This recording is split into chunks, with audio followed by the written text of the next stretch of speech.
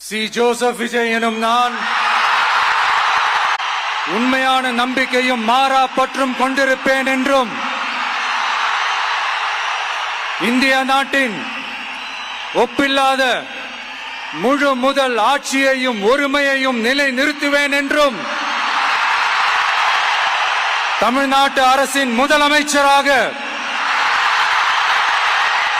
உண்மையாகவும் உளச்சான்றின்படியும்